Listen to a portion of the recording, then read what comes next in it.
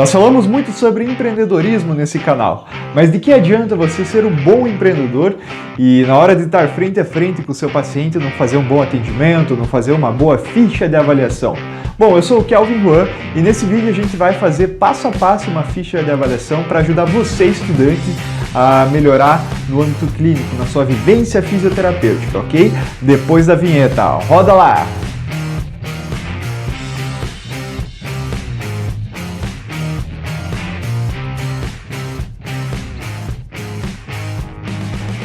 E a primeira dica, seja na sua graduação, seja no seu consultório, seja na sua clínica, para você que é formado, é que você não fique sentado na cadeira esperando que o paciente vá até você.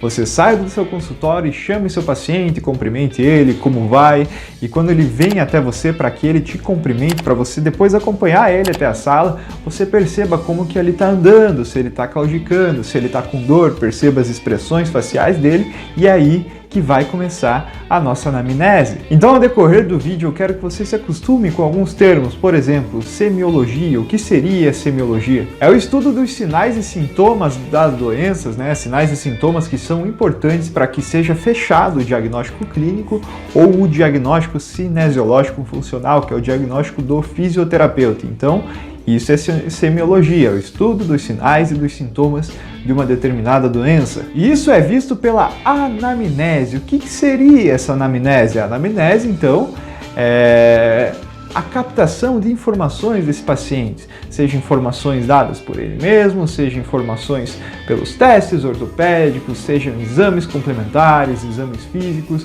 Então, tudo isso vai fazer a anamnese, que é a primeira consulta com o paciente. E vocês vão encontrar muito a frase durante a graduação, que é o seguinte: a clínica é soberana. E o que essa frase quer dizer? Por que a clínica é soberana? Porque independente dos exames que seu paciente te trouxer, independente dos testes ortopédicos, o que vai contar é a consulta fisioterapeuta, paciente, isso que vai contar. É por isso que a clínica é soberana. O que vai contar mais para que se proceda o tratamento é o que o paciente está sentindo, ou seja, a queixa principal dele. Então a anamnese é um bate-papo roteirizado a fim de captar informações do paciente, conhecê-lo melhor e descobrir então as causas da doença que ele vai apresentar. E é importante perceber também qualquer indício de dor e, novamente, expressões faciais durante a fala do paciente, durante a entrevista dele, durante a sua anamnese. Outra coisa importante é que você adapte a sua linguagem à linguagem do paciente, então não adianta ficar usando termos técnicos para que você se mostre culto, porque é o paciente que precisa entender o que você quer dizer, o paciente precisa entender o que ele tem para que esse prognóstico prossiga bem. Além disso, a fim de buscar a sinceridade do paciente, é importante que você não sugestione as respostas. Então, você fuma, você bebe, essa seria a forma certa de perguntar esses aspectos e não sugestionar, portanto, as respostas. É importante que esse paciente se sinta confortável, tá? E é importante prestar atenção no acompanhante desse paciente. Se esse acompanhante não vai interferir, portanto, nas respostas que esse paciente vai dar, tá? Se for necessário, é importante que você tenha um jogo de cintura para que você fique a sós com o paciente, para que ele conte para você coisas que ele não contaria perto do acompanhante. E o contrário disso, o oposto também é verdadeiro. Prestar atenção no acompanhante para ver se ele não poderia contar para você alguma coisa que o paciente esteja omitindo. Então essa é a questão que fica para prestar atenção no acompanhante desse paciente. E, portanto, a primeira pergunta que você vai fazer quando o paciente se sentou, depois das boas-vindas do paciente ao seu consultório, tá? Você vai perguntar o que acontece. Você precisa saber a queixa principal dele, se é um quadro álgico, se é algum incômodo, o que está atrapalhando esse paciente, qual é a sua queixa principal. Outra coisa que a gente precisa ver antes de continuar, são dois termos, que é diagnóstico e prognóstico. Qual que é a diferença de um para outro? O diagnóstico é conhecer a doença pelas enfermidades que elas apresentam, tá? Conhecer a doença. E o prognóstico, o que vai ser? O prognóstico vai ser como que essa doença vai progredir, a previsão do que vai acontecer com o seu paciente ao decorrer do tratamento. Então agora que a gente já viu os conceitos, termos, já trocamos alguma ideia, vamos colocar a mão na massa, vamos preencher uma ficha de avaliação através de uma doença que a gente vai inventar, tá? E o download dessa ficha vai estar aqui na descrição desse vídeo, então depois que você vê esse vídeo, volta na descrição e faça o download dessa ficha para que você possa usar ela, tá bom? E não se esqueça de se inscrever aqui no nosso canal do YouTube, deixar o seu like, ativar aquele sininho de notificações para que você não perca mais nenhum vídeo até agora desse canal que ensina estudantes, profissionais da área da saúde, sobretudo a fisioterapia, a serem mais produtivos, a serem mais empreendedores, tá? Me siga também no Instagram, que é fisio.kelvinjuan, para que a gente possa ter um contato maior, porque eu sou bem acessível lá nos directs, tá bom? Então vamos lá preencher, mão na massa, a nossa ficha de avaliação. Então, como é que funciona na Amnésia? Nós vamos pegar a nossa ficha de avaliação e nós vamos coletar, portanto, os dados do paciente. E avaliador, vocês vão colocar o nome de vocês. A data, suponhamos que seja no dia da gravação desse vídeo, essa avaliação, ou seja, dia 20/10. E, portanto, vamos para o nome do paciente. Dados pessoais. Nome, a idade desse paciente. Vamos supor que seja uma mulher. Tá? Essa mulher tenha 31 anos, ou seja, sexo feminino, ela é casada, ela tem 2 filhos, tá? Telefone e endereço é importante colocar. E qual é a profissão dessa mulher? Suponhamos que essa mulher seja uma secretária, tá? Uma secretária. Trabalha o dia inteiro sentada. E a gente vai, portanto, para os dados clínicos. Então, temos diagnóstico clínico e aqui abaixo temos outro tipo de diagnóstico, que é o cinesiológico funcional. Qual que é a diferença, portanto, do diagnóstico clínico para o diagnóstico cinesiológico funcional? O diagnóstico clínico é o diagnóstico dado pelo médico. Então, suponhamos que para esse caso clínico, a nossa paciente, a nossa secretária, tá? Ela vai ter escoliose. Esse foi o diagnóstico dado pelo médico ou pelo laudo no exame, tá? Escoliose. Agora temos o diagnóstico cinesiológico funcional, que é o diagnóstico fornecido, então, pelo fisioterapeuta. Cinesiológico funcional, como assim? Cinésio vem de movimento, funcional vem de funcionalidade. Ou seja, o que essa escoliose está acarretando na questão funcional do paciente? Ela pode estar com uma marcha claudicante. Então isso é o diagnóstico cinesiológico funcional. O que acarreta na funcionalidade do paciente? Dor, marcha e tudo mais, tá? Mas voltamos aqui, diagnóstico clínico, escoliose. Essa pessoa, ela está usando algum medicamento? Ela pode estar usando, por exemplo, ácido acetil salicílico, que é o AS. Então vamos colocar aqui que ela pode estar usando aspirina porque ela chegou no consultório com muita dor. Tá? Não muita, mas chegou a nível de estar usando a aspirina. E essa pessoa, ela tem um hábito de vida? Suponhamos então que essa pessoa, o hábito dela é a prática, tá, de academia. Esse é o hábito de vida que ela tem. E se ela tem, portanto, exames complementares, tá? O que seria importante, interessante nesse caso da escoliose? Um raio-x, ok, e também uma escanometria, tá? A escanometria é um exame por carga e ela serve, portanto, para diagnóstico da diferença entre os membros inferiores e o respectivo tratamento que será fornecido através deles. E é importante salientar aqui, vamos preencher aqui escanometria, tá? E raio-x, tá? E agora que a gente chegou nos exames de imagem, é importante salientar, tá, que o COFITO ele nos dá a possibilidade de pedir exames de imagem, tá, desde que sejam necessários. Então nós temos essa autonomia de solicitar exame de imagem para quem não sabe, tá? Como é que escreveria, portanto, para que se solicitasse uma escanometria? Se escreveria dessa forma: solicito exame de escanometria por raio-x panorâmico com carga dos membros inferiores e análise do eixo, tá? O fisioterapeuta pode solicitar exames. Ou um raio-x, como é que solicitaria um raio-x? Vocês escreveriam: solicito raio-x de coluna total, digitalizada, antero-posterior para escoliose, tá? Sempre importante na hora de pedir o exame, na hora que o exame for solicitado, especificar para que está solicitando esse exame. E não simplesmente pedir um raio-x, uma escanometria, ou até mesmo uma ressonância, tomografia, que são exames de mais alto padrão, tá? Especificar para que está pedindo esse exame. Então eu vim aqui para o verso da folha para falar sobre o diagnóstico da escoliose através do exame de imagem, como que vai estar escrito, como que se diagnostica a escoliose, tá? Então o médico ele vai laudar o exame dessa forma aqui. Então a gente vai desenhar uma coluna mais ou menos escoliótica aqui, né? No padrão antero-posterior, então aqui não é numa vista lateral, tá? E aqui nós temos coluna cervical, coluna torácica e coluna lombar, tá? E se avalia sempre pelo lado da convexidade da escoliose. Como assim convexidade? A gente tem um lado côncavo, tá? E o lado convexo. Vamos desenhar uma outra escoliose aqui, tá? Vamos imaginar que aqui é só a torácica e a lombar. Lado côncavo e o lado convexo. E a escoliose é diagnosticada sempre pelo lado convexo. Se o lado convexo é essa parte aqui, tá? O lado côncavo está nessa parte que eu estou mostrando para você, tá? Então a gente tem parte convexa e parte côncava. Espero que esteja dando para ver. Vamos por aqui. Côncava, tá? Convexa e côncavo.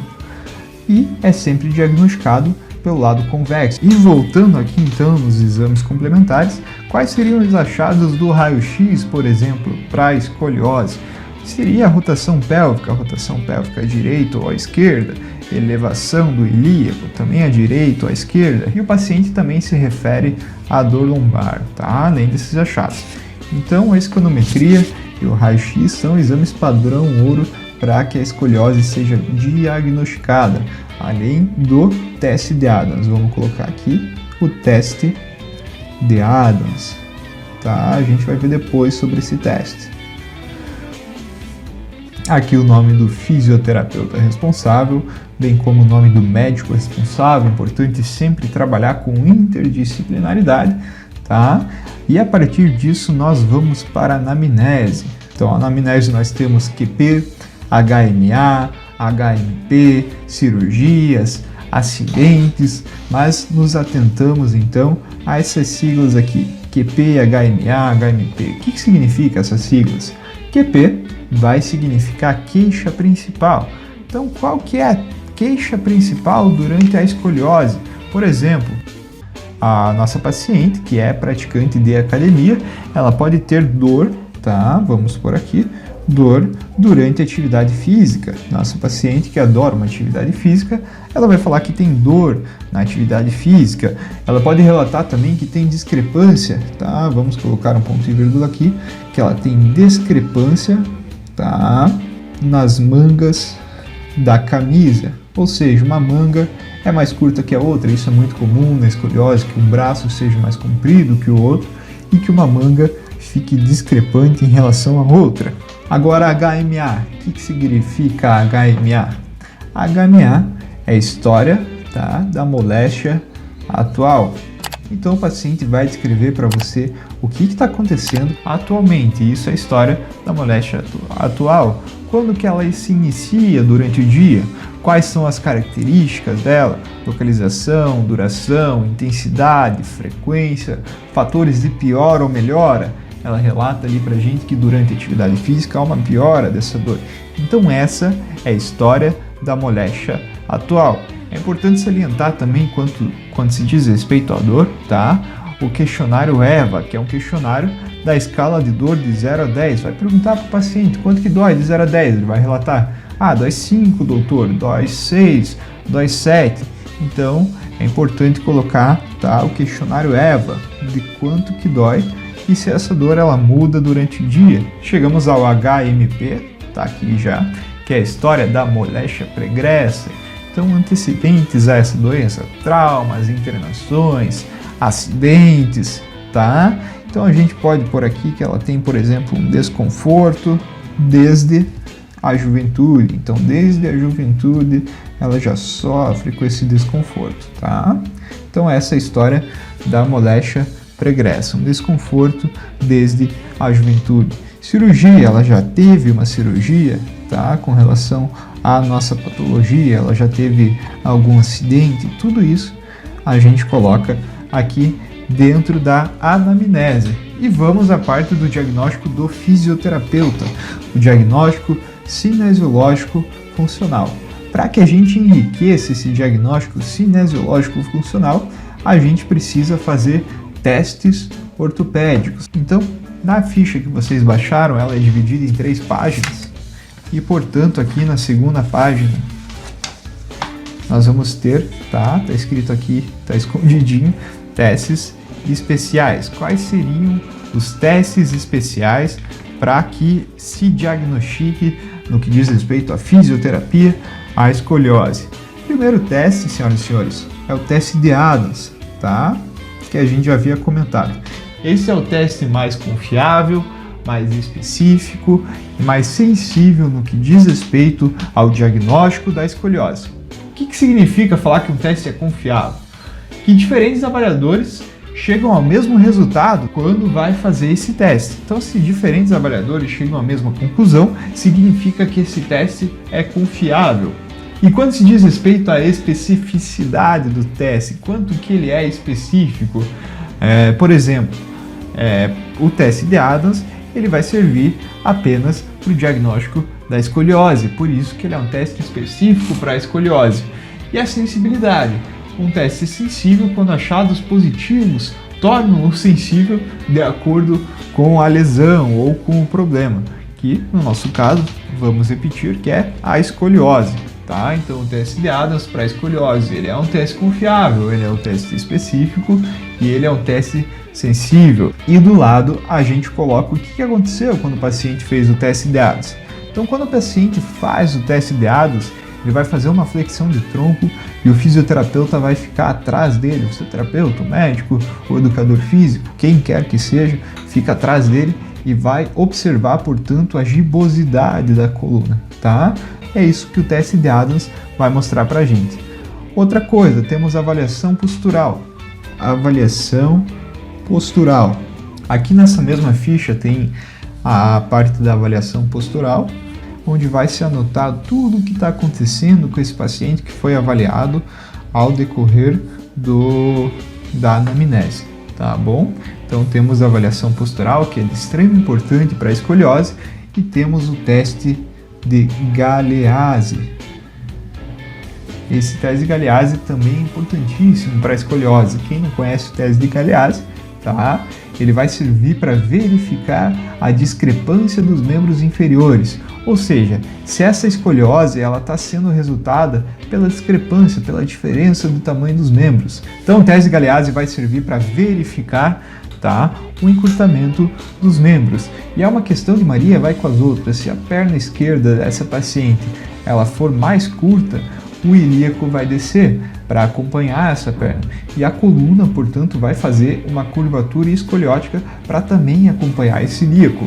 É uma Maria vai com as outras. Então, teste de Galeazzi verifica o encurtamento dos membros e depois de fazer esse teste, você como avaliador, ou fisioterapeuta, ou médico, ou educador físico, seja qual sua formação, vai anotar aqui o que aconteceu no teste de Galeazzi, tá?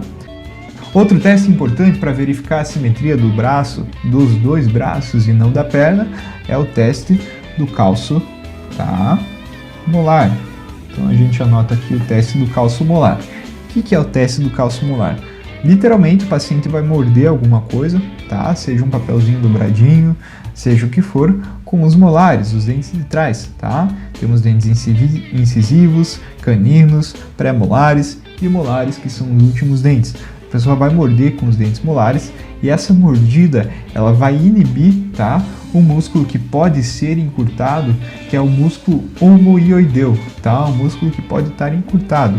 Se esse músculo é inibido, ele solta a escápula e esses membros não ficam mais discrepantes, uma vez que, se for a questão do calço molar, o paciente tem a discrepância dos membros superiores, bem como a escoliose, por causa do músculo homoioideu, que ele é originado no ióide, inserido na escápula, e quando ele puxa a escápula ele vai causar essa discrepância agora dos membros superiores. Então é para isso que serve o cálcio molar, e depois de feito esse teste do cálcio molar, a pessoa, o avaliador, vai colocar aqui também o que aconteceu no cálcio molar.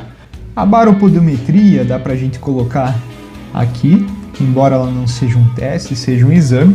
O que é a baropodometria? O paciente sobe numa plataforma e essa plataforma vai mandar para um software como que está a pisada desse paciente, tá? Seja a pressão dessa pisada, seja a oscilação, quando se diz respeito à pressão, aonde que o paciente pisa mais? Ele pisa mais no antepé? Pisa mais no retropé?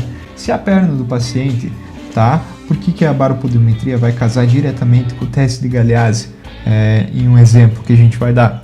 Se a perna for encurtada, a perna que estiver encurtada, o paciente vai pisar mais com o antepé, tá? Vai fazer uma pressão mais no antepé para que se compense esse encurtamento da perna. Outra coisa, o paciente vai fazer uma rotação externa com o quadril. Uma perna curta, o paciente faz uma rotação externa com o quadril para que essa perna seja aumentada, tá? E o contrário, rotação interna diminui a perna. Pisada supinada também, mesma coisa. Um pé supinado vai aumentar a perna, um pé pronado vai diminuir a perna. Então são essas as compensações que o corpo do paciente tende a fazer, tá?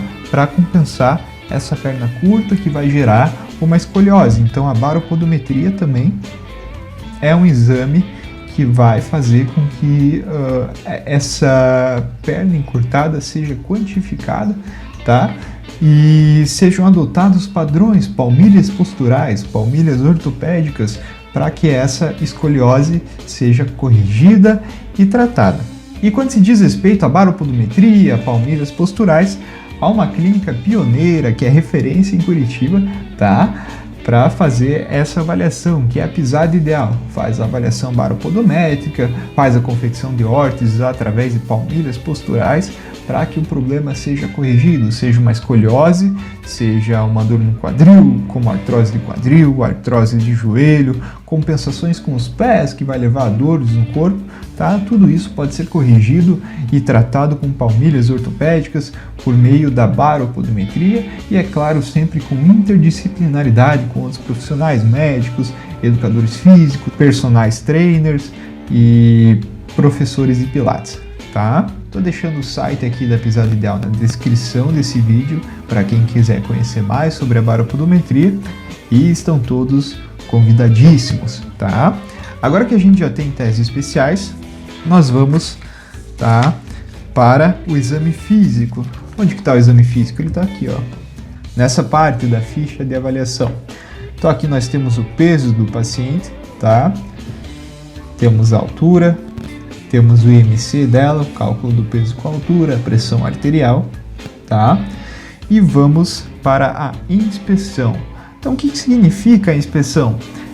A gente coloca a simetria torácica, contorno abdominal, lesões aparentes, movimentos patológicos e etc, tá? Então, tudo isso é adicionado aqui na inspeção da nossa ficha de avaliação. Palpação, a gente palpa para verificar, por exemplo, os sinais cardinais da inflamação. Quais são esses sinais cardinais? Calor, edema, tumor, tá? Vermelhidão, perda de função. Então a gente vai verificar isso com a palpação. Além da palpação, nós temos a percussão, que ele vai servir para provocar ondas sonoras e perceber a consistência do conteúdo. E geralmente a percussão é feita mais no abdômen, na parte do tórax. E como é que funciona a percussão? O avaliador, tá, vai posicionar o dedo sobre a área que será percutida, ok? E vai bater dessa forma aqui no terceiro dedo. Geralmente se dá duas batidas, tá? Tudo bem que foram 3 agora, mas para que possa perceber a consistência do conteúdo que será percutido, tá? E quando o avaliador tem, portanto, uma maturidade no que diz respeito à percussão, consegue identificar melhor a questão sonora, isso vai melhorando. Vamos para a goniometria. A goniometria vai servir para verificar a amplitude do movimento, tá? E a evolução dessa amplitude de acordo com o tratamento, tá? É usado um aparelho chamado goniômetro para ver quantos graus de amplitude de movimento o paciente vai ter. Então é importante anotar a goniometria também para verificar, portanto, a evolução. Temos força muscular. Essa força muscular ela pode ser avaliada pelos graus de força muscular de Kendall, tá? Grau 0 a pessoa não tem nenhuma mobilidade. Grau 1 a pessoa vai ter contrações musculares, mas não vai ter uma mobilidade perfeita, tá? Grau 3 a pessoa vai ter uma contração muscular, mas ela não vai vencer nenhuma resistência que está sendo posta sobre o membro contraído. Grau 4 a pessoa já consegue vencer alguma resistência leve e grau 5 é o padrão de uma pessoa normal ou de um atleta que consegue vencer também a resistência, tá? Então é importante avaliar os padrões de força muscular através da tabela de Kendall. Comprimento muscular, também dá para fazer testes de comprimento muscular para ver se algum músculo está comprimido, se um músculo está encurtado, ok? Esse é o comprimento muscular. Perimetria, volumetria, vai servir para avaliar o movimento, se há edema, se há inchaço e tudo mais. Atrofia muscular, ou seja, o volume dos membros, que é avaliado com a fita métrica. Temos aqui embaixo locomoção ou marcha, tá? Se a pessoa tem uma marcha claudicante, o que é normal para escoliose, e juntando todos esses dados, nós vamos ter o suficiente para que possamos fazer agora o diagnóstico cinesiológico funcional, tá?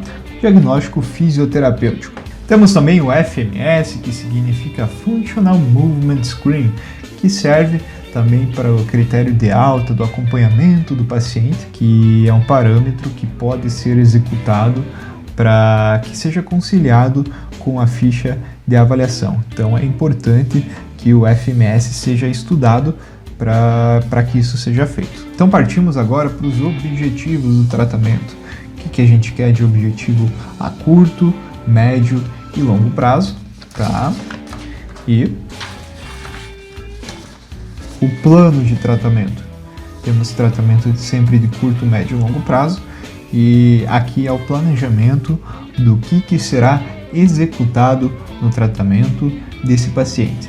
E para que o vídeo não fique tão longo assim, eu acho que ele já se estendeu bastante, a gente vai parar por aqui. E se você gostou desse vídeo, já deixa seu like, se inscreva no canal, ativa o sininho de notificações, manda esse vídeo para o teu amigo, manda para tua amiga, manda no grupo da sala e mostre que você está aprendendo muito com esse canal, tá bom? Meu muito obrigado para você que continuou até o final e até a próxima!